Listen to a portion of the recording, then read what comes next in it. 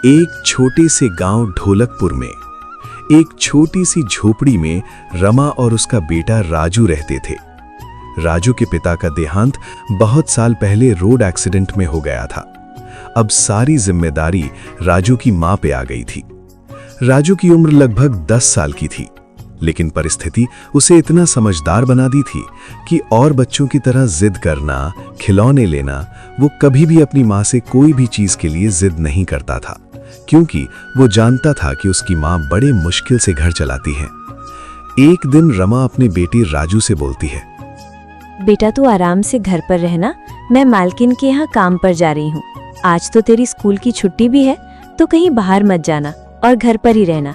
मैंने खाना बना दिया है, भूख लगे तो खा लेना और मैं जल्दी काम करके वापस आ जाऊंगी। हाँ माँ, तुम चिंता मत करो, मैं घर पर ही रहूंगा और जब भी भूख लगेगी तो मैं खाना लेकर के खा लूंगा। आप आराम से काम पर जाओ, मेरी चिंता मत करो।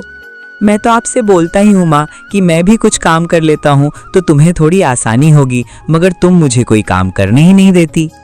अब मैं कोई छोटा बच्चा थोड़ी ना हूँ माँ, अब मैं काम तो कर ही सकता हूँ, मगर तुम तो भी मुझे काम पर नहीं जाने देती। नहीं बेटा, तुम्हें अभी से कोई भी काम करने की जरूरत नहीं है। मैं काम कर रही हूँ ना, तुम सिर्फ अपने पढ़ाई पर ध्यान दो। राजू की मां रमा काम पर निकल जाती हैं। वो एक बड़े से मकान में काम करती थीं। जहां वो काम करती थीं, उन लोगों को सिर्फ मकान ही बड़ा था, दिल नहीं। रमा काम पर पहुंच जाती हैं। रमा की मालकिन रमा को देखकर गुस्से में बोलती है, अरे ओहो हो, मैडम जी आ गईं। थोड़ा और लेट आती, मैं जब खुद सारा काम कर लेती तब आती। यहाँ क्या अपनी शक्ल दिखाने आती हो? घर का सारा काम फैला हुआ है और तुम इतनी लेट आती हो। अरे नहीं मालकिन, ऐसी बात नहीं है। वो आज थोड़ा घर में काम था तो थोड़ा ज्यादा लेट हो गया, मगर आप चिंता मत करो, मैं अभी फटाफट सारा काम कर लेती हूँ। तो करना पड़ेगा ही, क्या मैं थोड़ी करूंगी। फिर रमा घर में अपना सारा काम करने लगती है। उसी के घर में रमा के मालकिन का भाई रहता था। एक दिन मालकिन अपने कमरे में एक पोटली रखी थी। उस पोटली में उनके बहुत सारे गहने थे। तभी उसका भाई उस कमरे में आता है और अपने मन में सोचता है, अरे इतने सारे गहने, ये तो मेरे बहन के हैं। अगर मैं इतने सारे गहने बेच दूं तो मेरे पास बहुत पैसे हो जाएंगे, और वैसे भी मेरी बहन मेरे ऊपर थोड़ी ना शक करेगी। और अगर मुझसे पूछेंगे तो मैं उसे बोल दूंगा कि वो नौकरानी इस कमरे में साफ करती थी तो वही ले गई होगी। वाह दीपू, क्या दिमाग है। दीपू ऐसे ही करता है। वहां चुपचाप पोटली के पास जाता है और पोटली उठाकर वहां से निकल जाता है।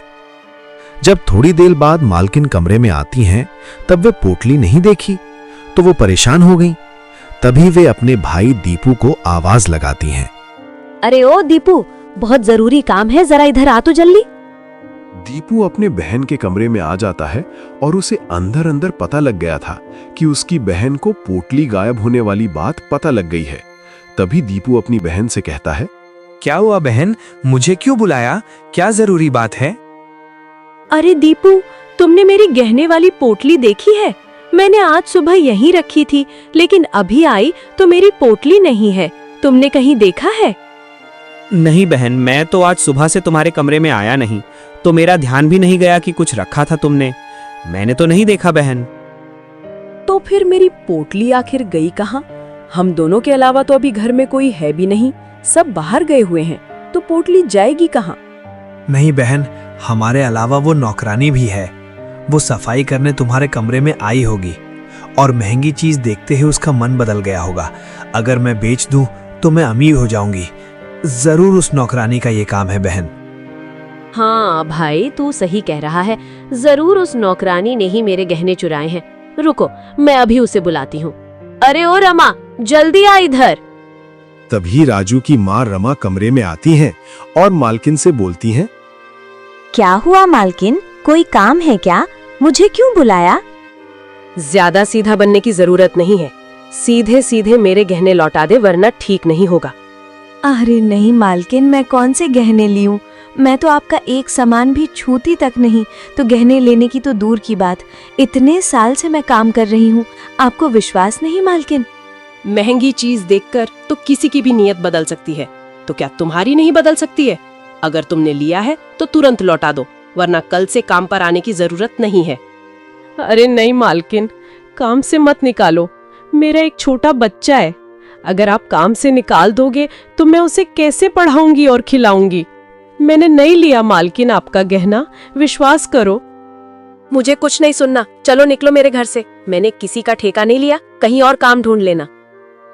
राजू की मां रमा की कि वो घमंडी औरत एक बात नहीं सुनती और उसे काम से निकाल देती है। रमा चुपचाप घर की ओर निकल जाती है। घर पहुंचने के बाद रमा अपने बेटे से बोलती है, बेटा, मैंने जो सुबह खाना बनाया था वो खाए कि नहीं? और कोई दिक्कत तो नहीं हुई पूरे दिन? और पूरे दिन खेलता तो नहीं रहा? पढ़ाई की थी कि नहीं? हाँ माँ, की थी पढ़ाई। लेकिन माँ, तुम उदास क्यों लग रही हो? तुम्हारा चेहरा भी बहुत उतरा उतरा लग रहा है। क्या हुआ माँ, कोई बात है? कुछ नहीं बेटा, मैं जहाँ काम करती थी मालकिन के यहाँ, उन्होंने मुझे आज काम से निकाल दिया। बस अब यही चिंता है कि अब मैं क्या काम करूंगी। बिना काम करे तो गुजारा होगा नहीं।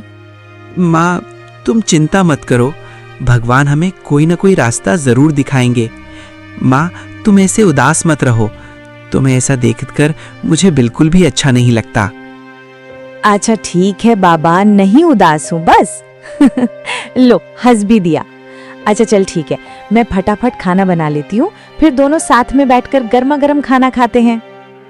हाँ माँ, अब ठीक है, बस ऐसे ही हंसते रहा करो। तुम हंसते हुए ही अच्छी लगती हो। और रही बात काम की, तो वो हम सोच लेंगे कि आगे क्या करना है। फिर राजू की मां रसोई में खाना बनाने लगती है। थोड़ी देर बाद जब खाना बन जाता है तो राजू की मां 2 थाली में गर्मा गर्म खाना परोसकर बाहर रखती हैं और राजू को आवाज लगाती हैं, अरे ओ राजू बेटा, आजा खाना खा ले। मैं खाना बनाकर ले आई हूँ, आजा खाते हैं, वरना ठंडा हो जाएगा तो मजा नहीं आता खाने में। तभी राजू आता है और रमा और राजू दोनों बैठकर खाने लगते हैं। खाना बहुत ही ज्यादा स्वादिष्ट था। तभी राजू अपनी मां से कहता है, अरे माँ, हो तुम्हारे हाथों में जादू है। इतना स्वादिष्ट खाना बना है माँ, क्या बताऊं।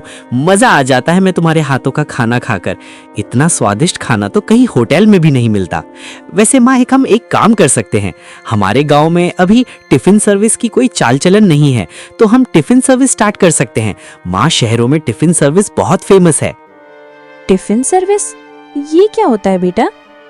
माँ, टिफिन सर्विस मतलब जिन लोगों को खाना नहीं बनाना, उनके लिए तुम खाना बनाओगी और उनके घर पर रोज जाकर के टिफिन पहुंचाना होगा।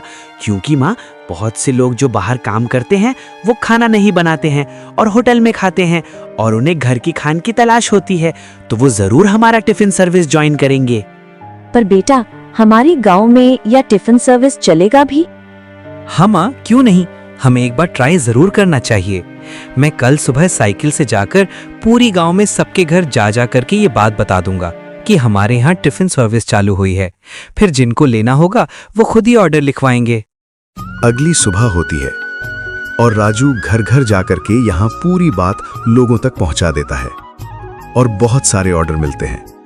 राजू बहुत खुश होता है और घर आ जाता है। तभी वो अपनी माँ से कहता है, माँ, हमें बहुत सारे ऑर्डर मिले हैं, वो भी पहले दिन। अब मन, कल से तुम टिफिन बनाना स्टार्ट कर दो। तुम टिफिन बनाया करो और मैं लोगों तक पहुंचा दिया करूंगा। फिर धीरे धीरे हमारा काम चल जाएगा माँ। ठीक है बेटा, मैं कल से टिफिन बना दिया करूंगी। देखते हैं, क्या पता भगवान की यही मर्जी हो। अगली सुबह से रमा जल्दी उठकर गर्मा गर्म खाना बनाकर टिफिन में पैक कर देती है और राजू लोगों के घर जा करके टिफिन पहुंचा दे रहा था। ऐसे ही समय बीतता है और राजू और उसकी माँ बहुत तरक्की करते हैं। अब उनका बड़ा घर बन जाता है और वो आराम से रहने लगते हैं। इसलिए इंसान को कभी भी परिस्थिति से डरकर भागना नहीं चाहिए, क्योंकि कई चीजें दिखती तो बुरी हैं, लेकिन आगे चलकर वही हमें फायदा करती हैं।